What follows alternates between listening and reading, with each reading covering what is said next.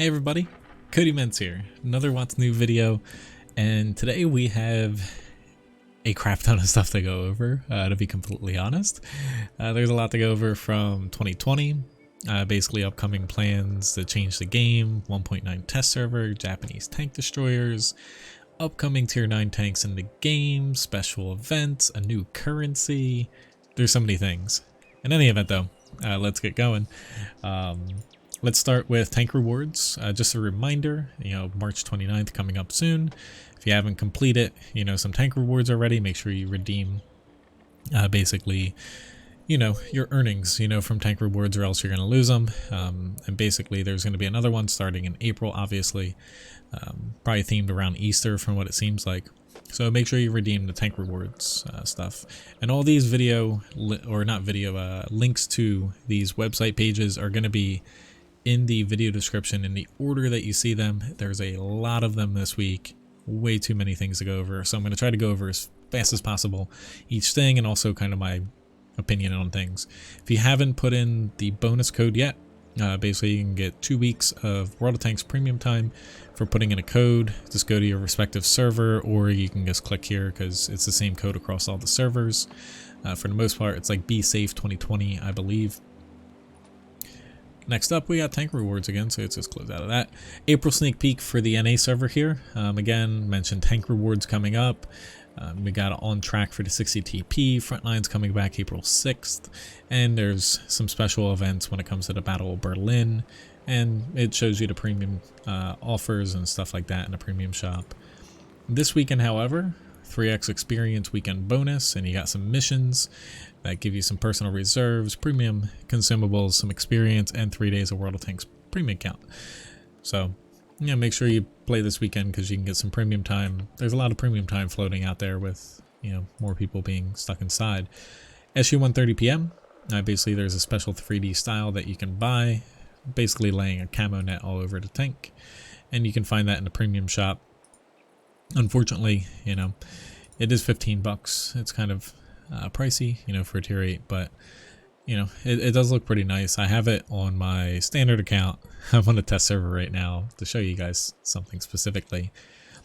Talking about Japanese tank destroyers, basically they are now in World of Tanks Blitz. You see they start at tier 7, the Cheeto SPG, then the Ho-Ri Type 1, Ho-Ri Type 2, and finally the Ho-Ri Type 3.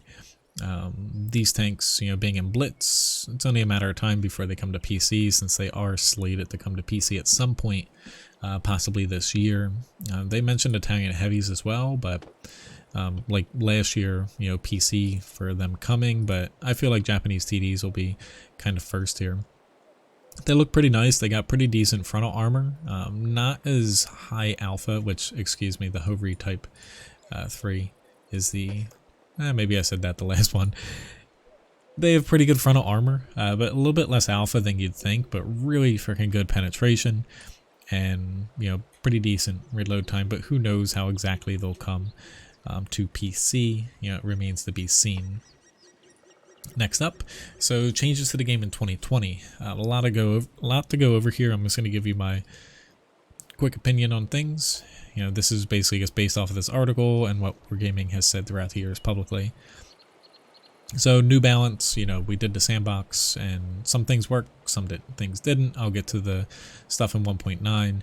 Blueprints, it seems like they are possibly going to add some more features to blueprints, maybe allowing us to turn, say, national blueprints into universal and vice versa, through some sort of exchange.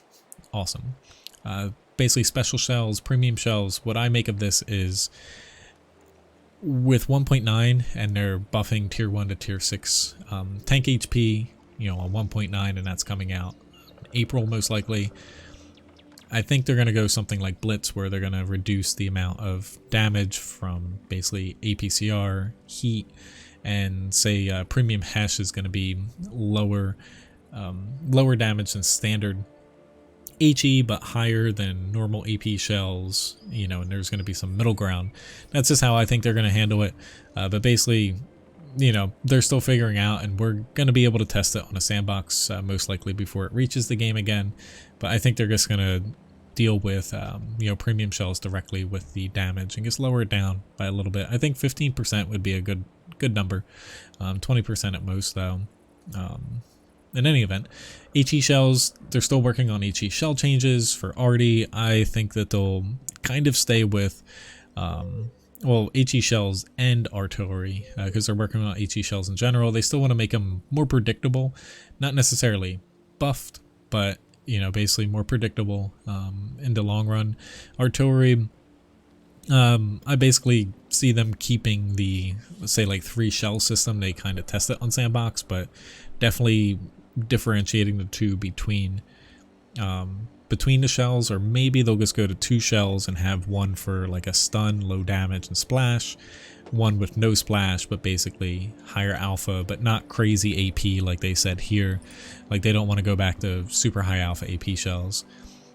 A little bit confusing. So to crew 2.0, they plan on doing a sandbox test this summer for crew and equipment, and for what it looks like is they're taking something similar to World of Warships, where instead of having like a bunch of different crew members on each ship, and relating to World of Tanks here, instead of having say like 4 crew members on a tank, you're going to have 1 commander, and that commander basically is going to have new crew skills, and you can assign crew skills and stuff to that one, where it might be similar to World of Warships where different skills or different perks cost different amounts.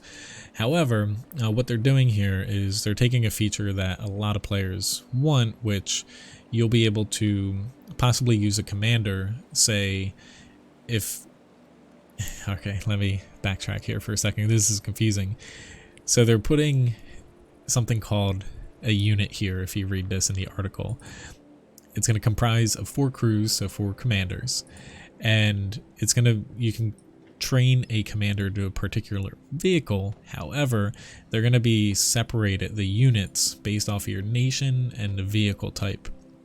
So they use an example, medium tanks of the USSR, and your unit, you're going to have to level that up. However, there's going to be counselors that basically think of that as a commander for the unit. You don't put it in an actual tank. And, it's a little bit confusing, and as you see, it says a crew can be assigned to 4 vehicles. So it sounds to me that each commander, you're gonna be, I don't know, like it's either gonna be assigned to 1 tank or possibly all 4 tanks within that unit. It seems a little bit confusing, but it seems like they're trying to dumb it down in a way, which is, dumb it down, make it easier for newer players and everything. But at the same time, the unit and the counselor thing, it seems like they're going to try to monetize it, which I don't think I like. Say if like counselors basically say if they sell them or something, or hey, put this counselor on your unit and they gain like extra experience, or they gain like 20% more DPM, like reload time, reduce it, stuff like that. It's really confusing. We'll have to see the test. I'm a little bit worried about it, but hopefully they make the right choice. Equipment 2.0, this is another thing. Again, not a lot of details and it's confusing. A little bit worried about this as well. So obviously World of Tanks, everyone uses pretty much the same equipment, vertical stabilizer, rammer, optics. You might throw on vents, maybe a gun laying drive if you're playing Artie, but for the most part, everyone uses almost the same exact thing. Generally speaking though, they're trying to add in new types of equipment, rebalance old equipment as well.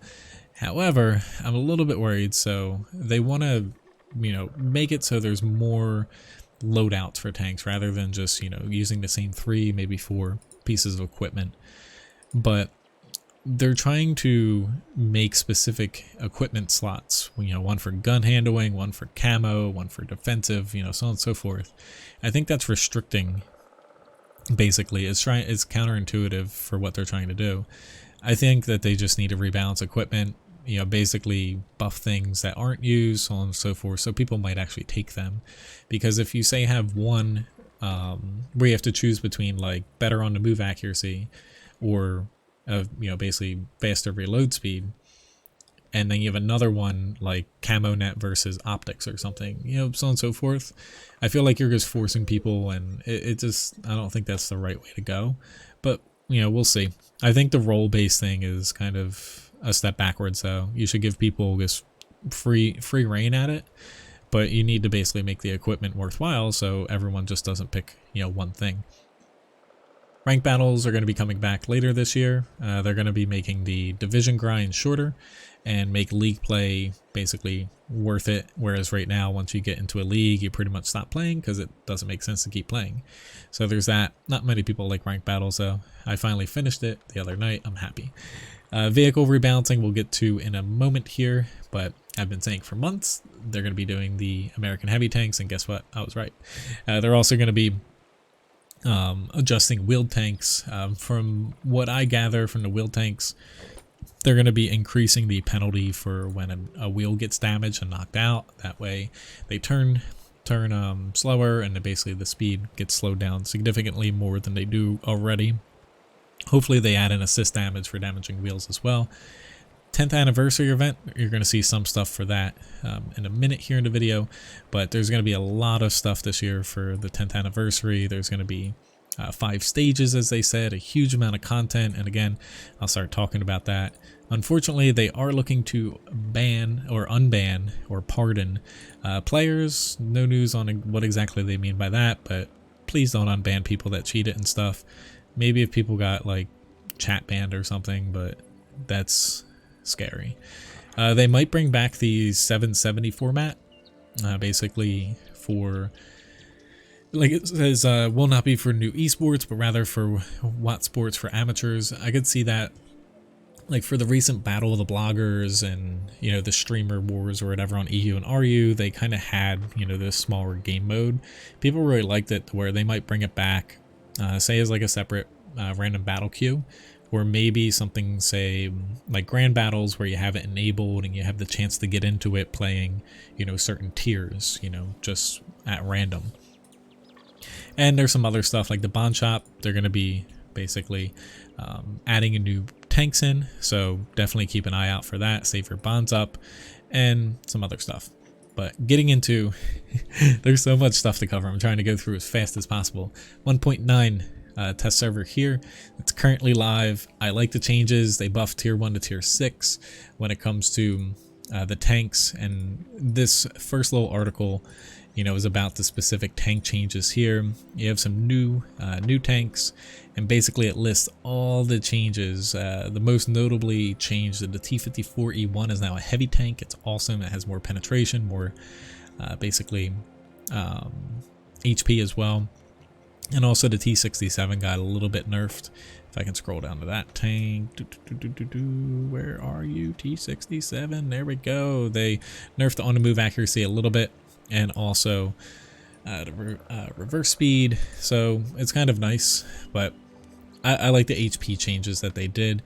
And there's also some changes to basically the tech tree, moving tanks to the collection tanks, where you don't have to grind for them. You can just unlock them for experience. It's really just a visual change. It's not as scary as it seems, and it really just affects newer players. And even in a better way, it's less things to grind experience wise, but definitely check out this article when it comes to, there's a lot of questions and answers here, and it explains it a lot better than I can explain here. But the next patch is going to be nice, especially for lower tiers to gameplay. Let's get into new stuff here. So 1.9, they added in this A46, which is a British light tank, tier 6. It's going to be a premium tank. You know, there's a lot of mid-tier premium tanks floating around. Maybe they'll be kind of, say like the prototype Black Prince heavy tank, stuff like that. There's a French Sherman tank, you know, with the autoloader on top of it. Maybe they're going to be accessible from the anniversary event that they're going to be doing throughout this whole year. Maybe we can get some free premium tanks out of it. But this tank was, you know, officially added into the files here. Moving on, the Concept 1B is officially in the client as well too. Kind of a quirky American heavy tank from my understanding. Yep, heavy tank, tier 9, and you know, they kind of changed the stats around a little bit. This is possibly going to be the next ranked reward tank, or maybe something from the anniversary event or home front that'll be coming back eventually. But this tank looks really quirky. It kind of reminds me of like a tier 9 Conqueror in a sense. But you know, we'll see how this shapes out. It definitely looks like someone sliced off the sides of the turret though. But that's now officially in the client. Also in the client, Strev K, Kronwagen Hull, Centurion Action X Hull or turret, I believe. Another tier 9 reward tank. Again, they added it into the client officially. You know, it's none of these are like final balances. They're still going to be changing these going forward. There's a K91-2, basically, as the name of the tank suggests, it's a K91. However, -2 means the turret is basically, whoops, I didn't want to click on that. The turret is situated on the front of the tank instead of the rear of the tank, so yay, I love it. I hate rear turret tanks. But this is brand new. They didn't even super test it first. They chucked it right onto 1.9 so people can start playing it like testers basically on a live server. So kind of maybe it's for ranked. There is another, it's like Object 752 or something. I forget the exact name. There's a tier 9 Russian auto-loading heavy tank that's in the files as well. There's a new styling kit. This is most likely going to be for the anniversary. It says happy birthday on it. And it looks pretty neat, but this is probably going to have to do with the anniversary. So it says World of Tanks 9th birthday style in Europe. Like, you know, I guess you can buy it, but there's also Offspring stuff. It seems that's weird. It says 9th anniversary, but it's the 10th anniversary. But in any event, there's a bunch of stuff that they added in, and also there's a unique style here to 75th anniversary as well. Moving on, so rebalancing heavy tanks. This is coming at a later date, basically Russian heavies for the IS-4 line, E100 line, and also the American heavy tank line. So IS-4 line, these are not finalized as well, but basically they're fixing the turret weak spot, it seems like, on the IS-4 specifically. We'll get the specific like armor and stuff in the next basically article here, but they're going to be raising the alpha, it seems like, on IS-4, ST1, you know, those tanks specifically, and basically nerfing accuracy from my understanding.